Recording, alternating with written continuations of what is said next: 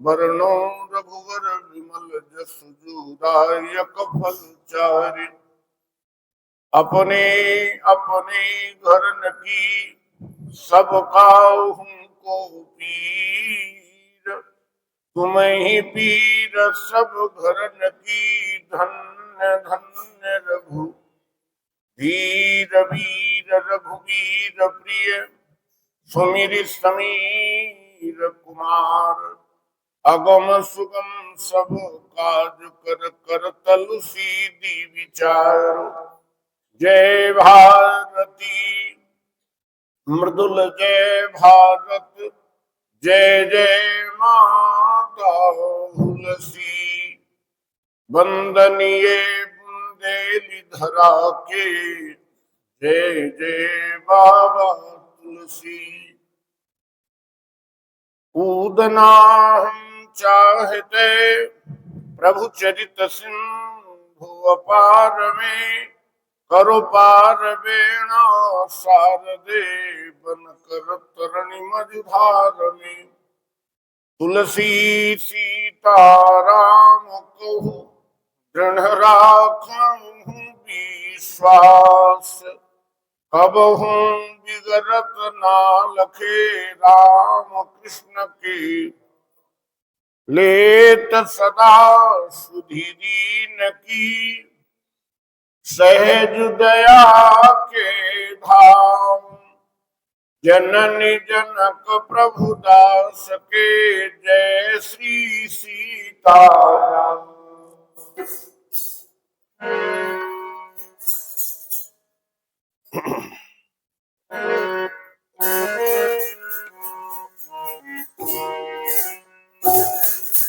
श्री सीताराम की जय जय।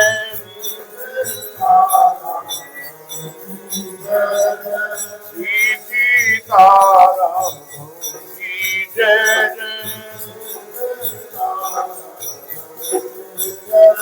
श्री राधा माधव की जय जय।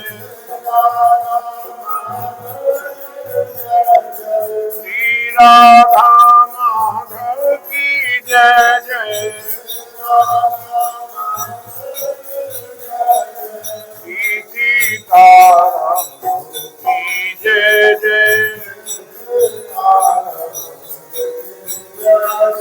मंगल भवन मंगल हारी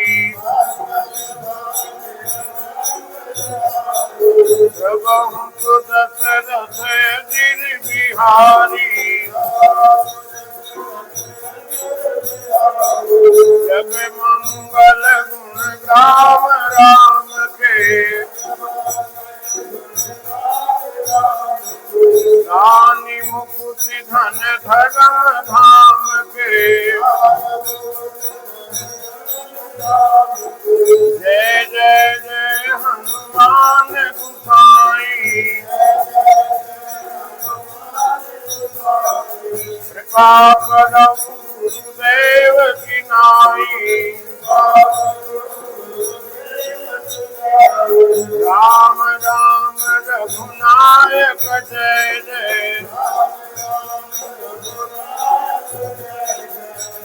विचार कर सायक जय जय।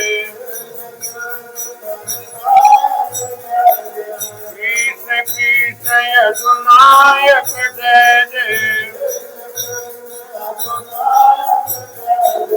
भगवद गीता नायक जय जय।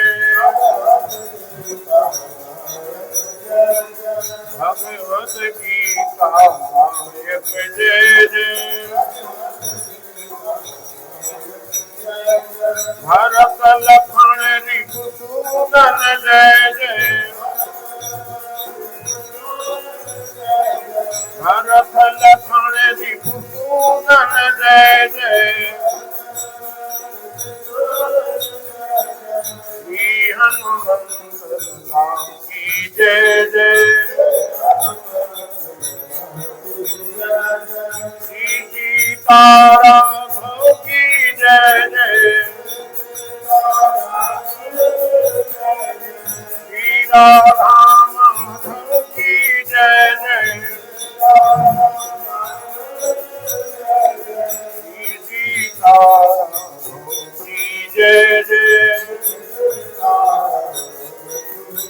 दुर्गति नाशनी दुर्गा जय जय। काल विनाशनी काली जय जय। कुमारमा ब्रह्मानी जय जय। भुवनेश्वरी भवानी जय जय। भुवनेश्वरी भवानी जय जय। वीणावादिनी शारद जय जय। माहुल की जय तुलसी की जय। जय जय जय ऋषिराज की जय जय। जय भारत माता की जय जय। जय भारत माता की जय जय। हर हर हर महादेव की जय जय। हर हर हर महादेव की जय जय। हरे हरे हरे महादेव की जय जय।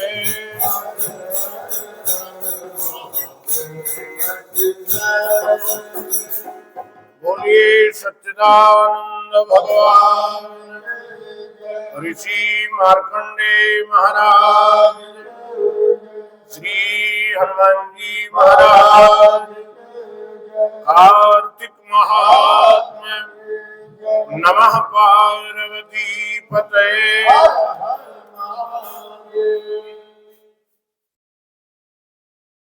अखिल कोटि ब्रह्मांड नायक अकारण करुणाकरण करुण वरुणालय भक्त वांछा कल्पतरु परात्पर परमात्मा के श्री चरणों में बारंबार नमन वंदन। श्री हनुमान जी महाराज की भाव में उपस्थिति में उनके श्री चरणों में नमन करते हुए, जिनके पावन श्री चरणों में बैठकर हम और आप धर्मार्जन कर रहे हैं, ऐसे महर्षि मार्कंडेय जी के पावन श्री चरणों में कोटसा नमन वंदन। इस दिव्य देवालय में भगवान की अर्चना उपासना करने वाले सम्माननीय अर्चक वृंद, इस पावन संस्था के सम्माननीय परमाध्यक्ष महोदय एवं उनकी समस्त सहयोगी महान भाव, समस्त मेंबरान कमेटी, प्रातः काल की पावन पुण्यमयी बेला में उपस्थित होकर के धर्मार्जन कर रहे प्रभु चरणानुरागी श्रोतावृंद, श्रद्धामयी माताओं देवियों, मन वृत्ति चित्त वृत्ति को एक बार हम लोग फिर जोड़े अपने भगवान की कथा से। ये जो कथा आप श्रवण कर रहे हैं ये पद्म पुराण से ली गई है। हमारे यहाँ 18 पुराण है और उसमें 18 पुराण में पद्म पुराण में बहुत कथाएं मिलती हैं। स्कंद पुराण में, पद्म पुराण में छोटी छोटी बहुत सुंदर सुंदर कथाएं हैं। उन्हीं में से ये कार्तिक महात्म की कथा का पद्म पुराण का ही कुछ अंश है। महाराज पृथु ने कहा, हे नारद, कृष्णा और बेड़ी नदी के तट पर शिव तथा विष्णु के गणों ने बनिए के शरीर से कलह को मुक्त किया, ये बात पूर्व में आप कह चुके हैं। शरीर वैश्य का है, बनिए का है, और आत्मा कलह की है। हे धर्मज्ञ, ये बात बिल्कुल बड़ी सोचनीय है। ये कार्य इन दोनों नदियों के प्रभाव से हुआ, इस क्षेत्र के प्रभाव से हुआ। शरीर किसी का, आत्मा किसी की, फिर भी मोक्ष हुआ, फिर भी उद्धार हो गया, ऐसा क्यों? और अगर ऐसा हुआ तो ये क्षेत्र का प्रभाव है या इन नदियों की महिमा है?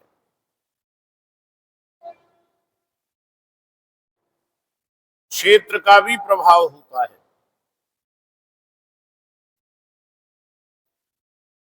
बताते हैं श्रवण कुमार जब कुरुक्षेत्र की भूमि से निकल रहे थे तो इनके मन में जानते हो क्या आया?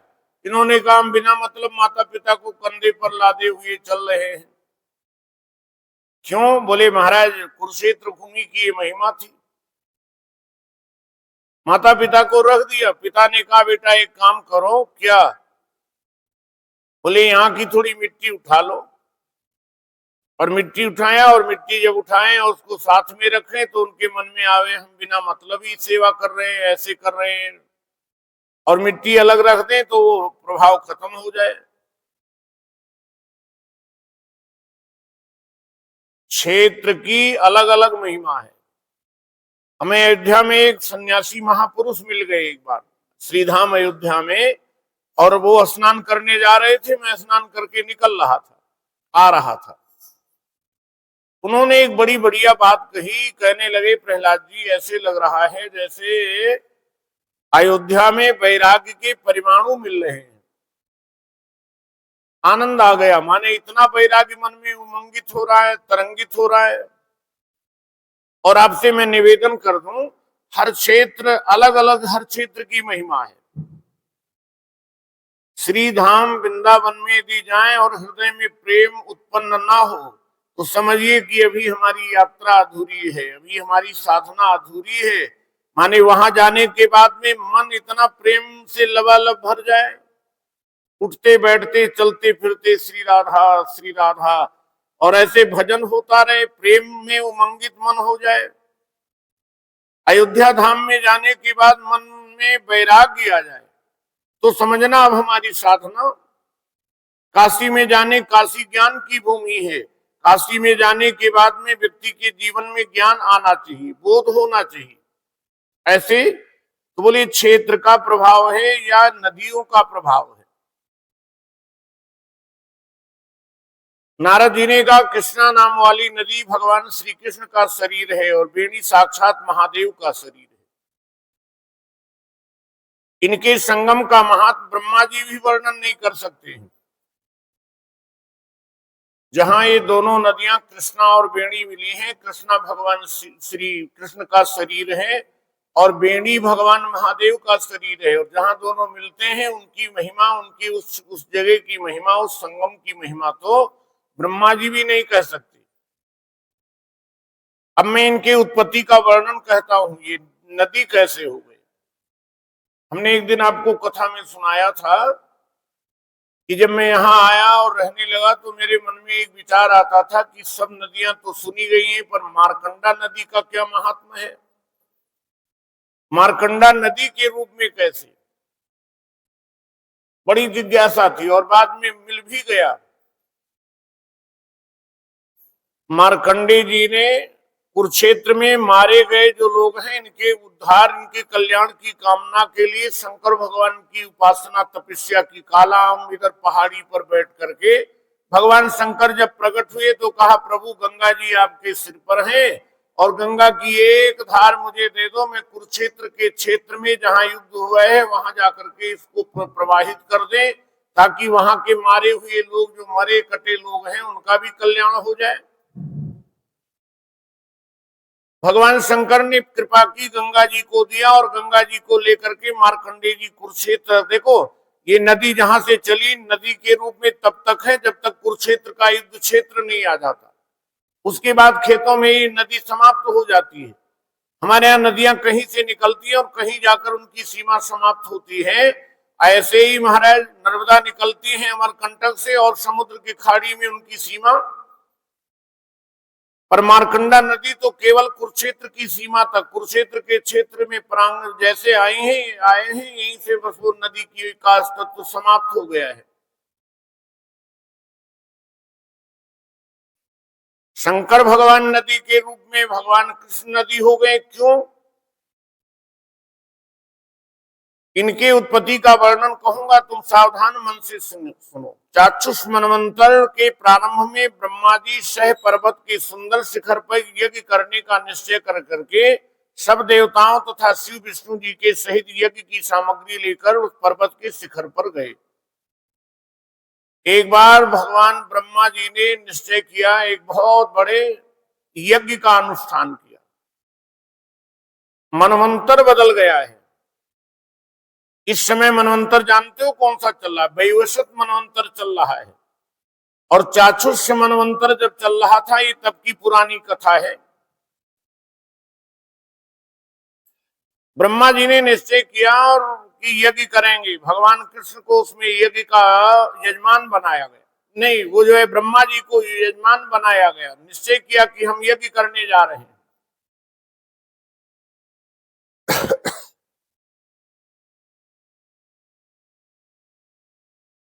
भृगु आदि ऋषियों ने आदर पूर्वक ब्रह्म मुहूर्त में उन्हें दीक्षा देने का विचार किया। सुबेरे प्रातः ब्रह्म मुहूर्त है।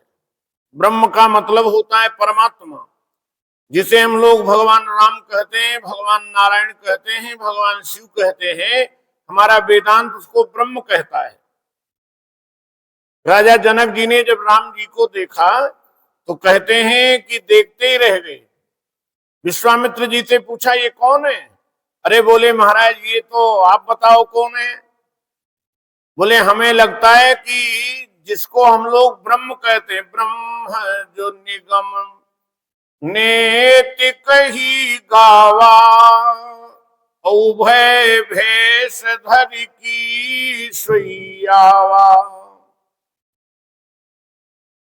निगम वेद पुराण जिनको ब्रह्म कहकर पुकारते हैं, ब्रह्म की संज्ञा देते हैं, आज वही ब्रह्म दो रूपों में आकर के मेरे सामने खड़ा है। और इन्हीं विलोकत अति अनुरागा, बरबस ब्रह्म सुखई मनु त्यागा।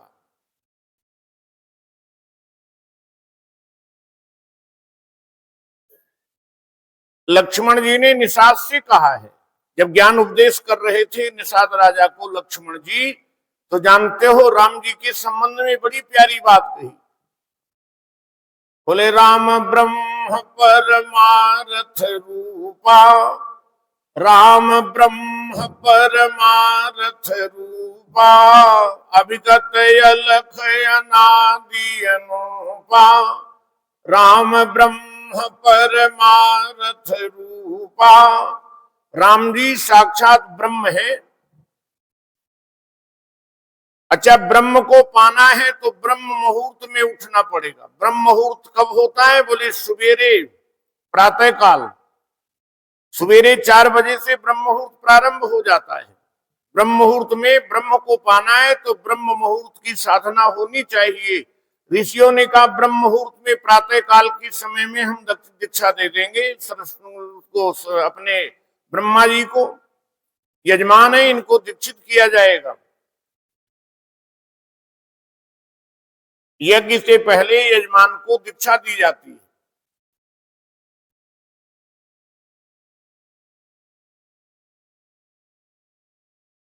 ऋषियों ने आदर पूर्वक ब्रह्म मुहूर्त में उन्हें दीक्षा देने का विचार किया। इसके बाद ब्रह्मा की बड़ी स्त्री सरस्वती शीघ्र बुलाई गई और वह धीरे धीरे आ रही थी। ब्रह्म मुहूर्त निकला जा रहा था, सरस्वती माता बहुत धीरे धीरे आ रही थी।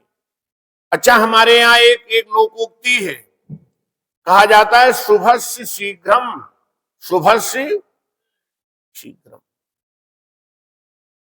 शुभ कार्य को जितना जल्दी हो सके उतना जल्दी उसको संपादित कर लेना चाहिए, और अशुभ कार्य को जितना टाला जा सके उतना टालना चाहिए।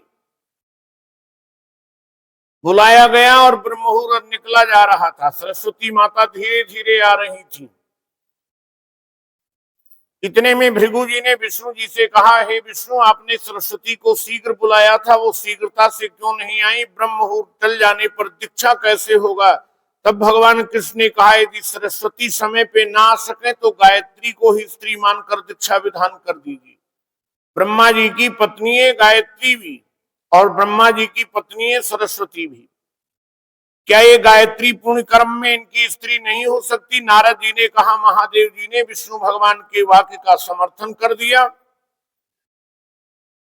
भगवान नारायण ने कहा, आज यजमान के रूप में वामांग में भगवान ब्रह्मा के गायत्री जी को बिठा दिया जाए।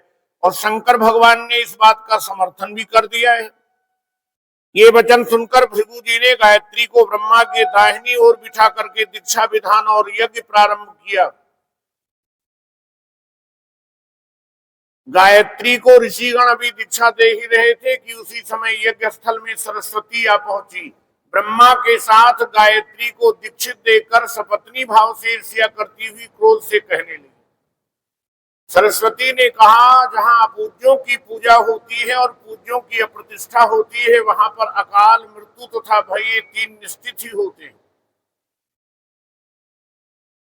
ये श्लोक बड़ा विदित है, प्रायः लोग कहा करते हैं, अपूज्या यत्र पूजन्ते पूज्यानाम च वितिक्रमः, अपूज्या यत्र पूज्यन्ते, जहां अपूज्यों की पूजा होती है और पूजने योग्य जो है उनका वितिक्रम होता है, उनका परिहार जो है वो परिहारी होता है, उनका तिरस्कार होता है, तो वहां त्रीण तत्र भविष्यन्ति दुर्भिक्षम मरणम भयम, तीन चीजें वहां निश्चित हैं, दुर्भिक्ष, मरण और भय। अकाल पड़ता है, मृत्यु होती है, हमेशा डर लगा रहता है। येयम न दक्षिणे भागे उपविष्टा मदासने। अच्छा, जब यज्ञ हो रहा था तो सरस्वती माता को क्रोध आ गया, बहुत क्रोध आया। एक बात मैं आपसे निवेदन कर दें, एक विचारक की बात मुझे बहुत बढ़िया लगी, ऐसा बढ़िया कोटेशन उनका लगा कि महाराज जो है इतनी प्यारी बात लिखी उस विचारक ने।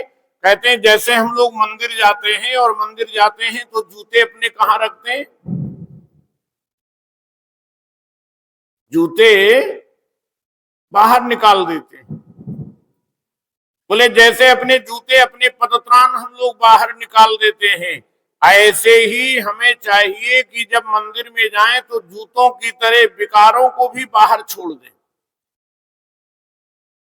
अच्छा, मैं भारत के बहुत बड़े भूभाग में घूमता हूं, बहुत जगह, रोज नए नल के नीचे नहाता हूं, नई छत के नीचे सोता हूं, नई केतली की चाय पीता हूं, नए लोगों से मिलता हूं, विचित्र जीवन बन गया है। और मैं आपसे निवेदन करना चाहूंगा, सब जगह मैं देखता हूं कि जूता रखने की जगह बाहर बनी हुई होती है। आपके यहां देखो, इतवार के समय में सब जगह जोड़ा स्थल बना रहता है, लोग वही अपने जूते उतार देते हैं। और जितने जूते कथा में उठते हैं, कीर्तन में उठते हैं, इतने और कहीं उठते भी। एक आदमी कथा सुनने जाता था, एक दिन जब कथा सुनने गया, काका हाथरसी ने लिखा है, जब वो कथा सुनने के लिए गया तो वो बोरी साथ में लेकर के गया था। अच्छे अच्छे चप्पल, अच्छे अच्छी जूतियां निकाल निकाल करके उसमें डालने लगा। लोगों ने कहा, भैया ये क्या कर रहे हो? बोले कथा समझ में आ गई है, बहुत दिनों से कथा सुन रहा था, कथा समझ गया हूं। क्या मतलब? बोले देख कर वेदांत दर्शन। काका हाथरसी गजब के हाथ कवि हुई। देख कर वेदांत दर्शन आ गया है होश कुछ, और कर्म कैसा भी करो लगता न मुझको दोष कुछ। वेदांत कहता है परम, ये आत्मा तो निर्लेप है, आत्मा तो कुटस्थ ब्रह्म है, परमात्मा बिल्कुल निर्लेप है ये जीवात्मा। देख कर वेदांत दर्शन आ गया है होश कुछ, कर्म कैसा भी करो लगता न मुझको दोष कुछ। इंद्रियां मेरी नहीं, निर्लेप है यह आत्मा, पुण्य अथवा पाप का मालिक वही परमात्मा। प्रेम से सत्संग प्रवचन कीर्तन में जाइए, प्रेम से सत्संग प्रवचन कीर्तन में जाइए, और देख करके खूबसूरत चप्पलें ले आइए। बोले बात हंसने की नहीं और कल्पना कोरी नहीं, सब प्रभु की वस्तु जग में इसलिए चोरी नहीं। सब प्रभु की वस्तु जग में। एक आदमी आया, उसके यहाँ जूते उठ गए, पंचकूला से वो व्यक्ति आया था। उसने कहा, पंडित जी 12,000 रुपए के जूते थे हमारे।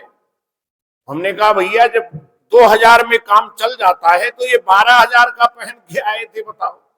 कहने लगे 12,000 रुपए के जूते थे हमारे। हमने कहा, देखो कर्म कैसा भी करो लगता न मुझको दोष कुछ। इंद्रियां मेरी नहीं, निर्लेप है यह आत्मा, पुण्य अथवा पाप का मालिक वही परमात्मा। जो जिसके जूते थे वह भी भगवान का है, मैं भी भगवान का हूं। तो फिर चोरी कहां से हुई? तो कहा सुनो, कथा में आप जाते हो, कथा में केवल वेदांत की बात नहीं कही जाती है, भक्ति परक बात भी होती है। तो बोले भक्ति वाला भी सिद्धांत सुनो। बोले विष्णु ढूंढा टार्च लेकर, विष्णु ढूंढा टार्च लेकर, पर प्रभु पाया नहीं। और चिट्ठियां डाली बहुत, उत्तर कोई आया नहीं। हर मोहल्ला छान मारा, पर न उसका घर मिला। हर मोहल्ला छान मारा, पर न उसका घर मिला। और टेलीफोन गाइड में नहीं नंबर मिला। छोड़ पीछा ईश्वर का, भक्त के आया शरण। बोले भक्त से भी अधिक प्यारे, भक्त के प्यारे चरण। इसलिए मैं जूतियों की चाह में अनुरक्त हूँ, और भक्त से भी अधिक उनकी पादुका का भक्त हूँ। बोले भक्त से भी ज्यादा उनके चरणों का मैं अनुरक्त हूँ, और चरण दासियों, चरण पादुकाओं को लेकर जा रहा हूं, ये मेरी निष्ठा है। मैं निवेदन ये कर रहा था कि उस विचारक ने लिखा, जैसे जूते बाहर मंदिर के निकाल कर तब देवालय में हम लोग प्रवेश करते हैं, ऐसे हमें हृदय के विकारों को भी मंदिर के बाहर ये कथा संकेत देती है, संदेश देती है कि जब आप सत्कर्म कर रहे हो तो कभी क्रोध नहीं करना, कभी कामाधीन नहीं होना, कभी क्रोधा, कभी लोभ के अधीन नहीं होना। आपने भागवत में कथा सुनी होगी, रामायण में भी और अन्य शिव पुराण आदि में कथा है कि महाराज दक्ष यज्ञ कर रहे थे। राजा दक्ष यज्ञ कर रहे थे, और कितने यज्ञ किए हैं? अरे महाराज, कथा तो ये बताती है कि राजा दक्ष का यज्ञ के करते करते यज्ञ के धुएं से शरीर काला हो गया है, इतना यज्ञ किया है। लेकिन जब बेटी सती को यज्ञ में आई हुई देखा तो उनका हृदय क्रोध से जलने लगा है। सती बिलो की जरे सब गाता, दक्ष न कछु पूछी कुशलाता। शरीर में क्रोध आया, इतना क्रोध आया, इतना आया कि शरीर जलने लगा। अच्छा सज्जनों, आप विचार करना उसका परिणाम कितना भयावह हुआ। यज्ञ विध्वंस हो गया, शरीर का सिर गायब हो गया, बाद में इनको बकरे का सिर लगा है। परिणाम कितना कष्टकारी हुआ है। पूजा के समय कभी भी क्रोध नहीं आना चाहिए, सावधानी। आज सरस्वती माता को क्रोध आ गया। आज मैं निवेदन कर दूं, कथाएं अभी जो है दोनों तीनों दिन की जो कथा है, कल तो एकादशी की कथा भी रहेगी, इसलिए कल एक अध्याय पढ़ा जाएगा। अगले दिन तुलसी जी का विवाह होगा, उससे अगले दिन फिर 2 अध्याय का पाठ होगा, और आज भी 2 अध्याय की कथा पढ़ी जाएगी।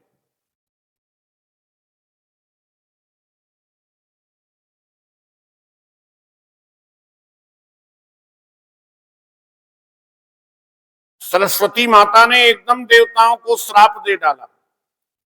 श्राप दिया, जितने भी देवता आप लोग बैठे हो सब देवता नदी के रूप में हो जाओ। नारद जी ने कहा, इस तरह उनके श्राप को सुनकर क्रोध से गायत्री के भी ओंठ कांपने लगे।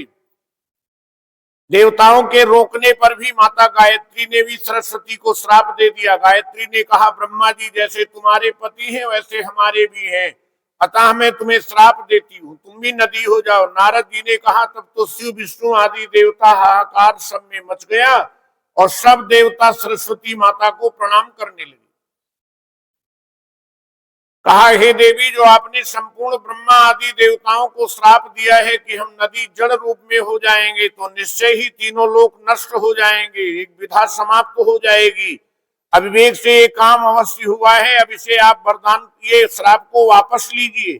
सरस्वती ने कहा, देवता गणों, आप लोगों ने यज्ञ के प्रारंभ में गणेश जी की पूजा नहीं की थी, इसलिए विघ्न संपस्थित हुआ है। मेरा ये वाक्य भी झूठा नहीं हो सकता। सब लोग नदी के रूप में, आंशिक रूप से नदी के रूप में हो जाएंगे।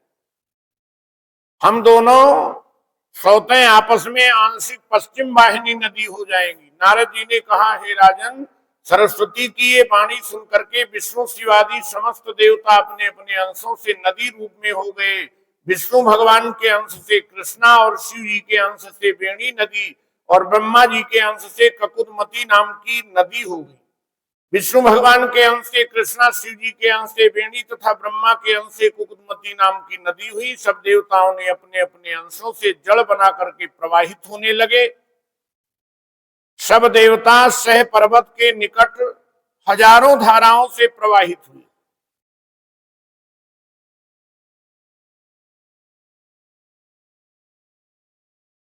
ब्रह्मा ने उस यज्ञ स्थल पर विष्णु भगवान और शिव जी की स्थापना की। दोनों देवता महाबल तथा अतिबल नाम से विख्यात हुए।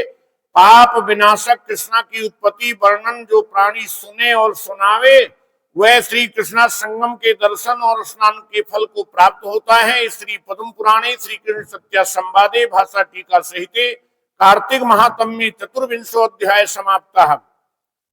भगवान कृष्ण ने कहा, हे नारद जी, हे प्रिय नारद जी के वचन सुनकर राजा पृथु को बड़ा आश्चर्य हुआ। तदनंतर उन्होंने नारद जी की पूजा की और उन्हें विदा किया। इस कारण माघ, कार्तिक और एकादशी में 3 ये व्रत भगवान कहते हैं सत्यभामा माता को, ये मुझे बहुत प्रिय है। वनस्पतियों में तुलसी, महीनों में कार्तिक, तिथियों में एकादशी और क्षेत्रों में द्वारिका मुझे बहुत प्रिय है। ये भगवान की उद्घोषणा है। तिथियों में एकादशी, महीने में कार्तिक और क्षेत्रों में द्वारिका जी। जितेंद्रिय होकर, जितेंद्रिय का मतलब अपने मन और इंद्रियों को वश में करते हुए जो लोग साधना करते हुए प्राणी, जितना मुझे प्रिय होता है उतना यज्ञ आदि करने से भी नहीं होता। जो प्राणी विधि विधान से इनकी सेवा करते हैं, मेरी अनुकंपा के कारण उनको पाप का कुछ भी भय नहीं होता। सत्यभामा ने कहा, हे नाथ, आपने ये बड़ी आश्चर्यजनक बात कही कि दूसरे के दिए हुए पुण्य से कलह की मुक्ति हो गई। यही कथा अभी आप सुन रहे थे। पाप और पुण्य किया नहीं, दूसरे के पाप और पुण्य का भी असर होता है क्या?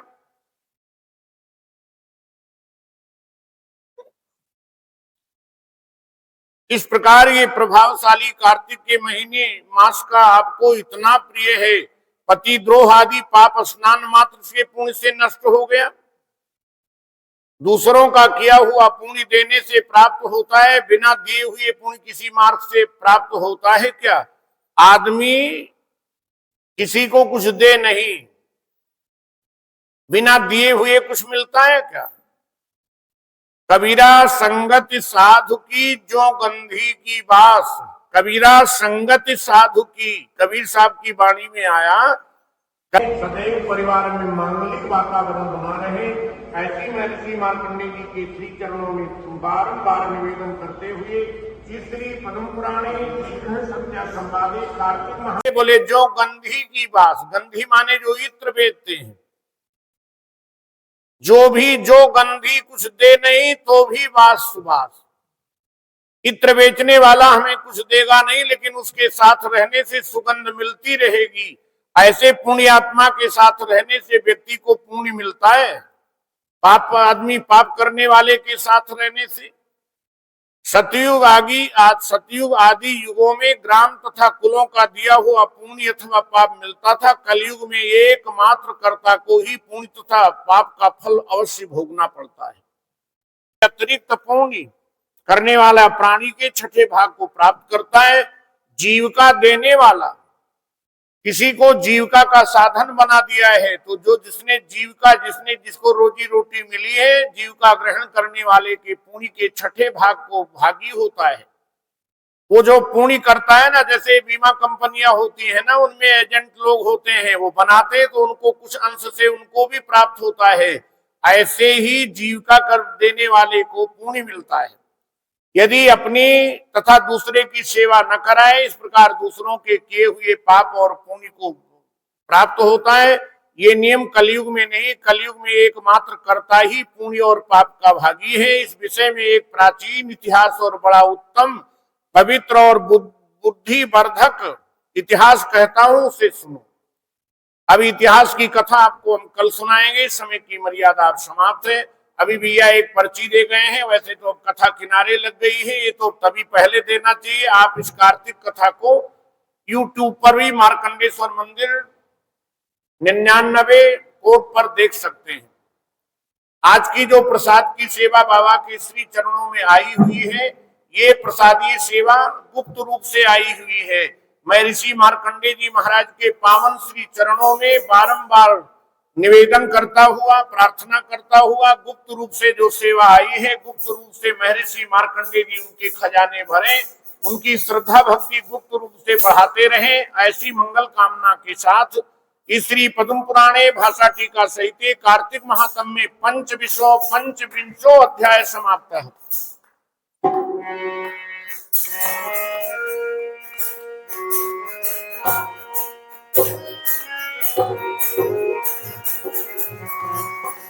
गोविंदा गोपाला मुरली मनोहर नंदलाला,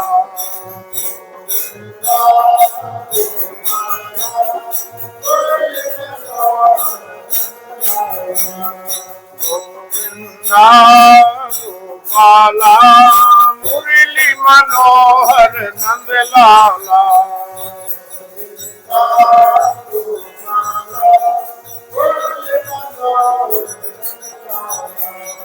मुरली मनोहर नंदलाला, मुरली मनोहर नंदलाला, मेरे नंदलाला मेरे गोपाला, मेरे नंदलाला मेरे गोपाला, मेरे नंदलाला मेरे गोपाला,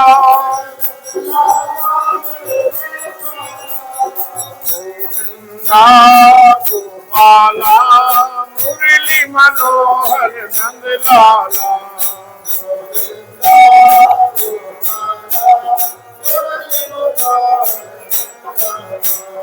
मुरली मनोहर नंदलाला, मुरली मनोहर नंदलाला,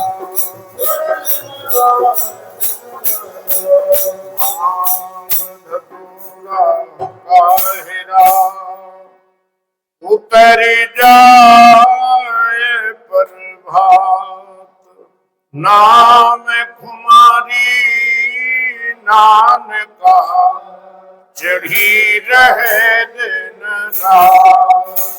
बोलिए सच्चिदानंद भगवान ऋषि मार्कंडेय महाराज कार्तिक महात्म्य की नमः। पार्वती पत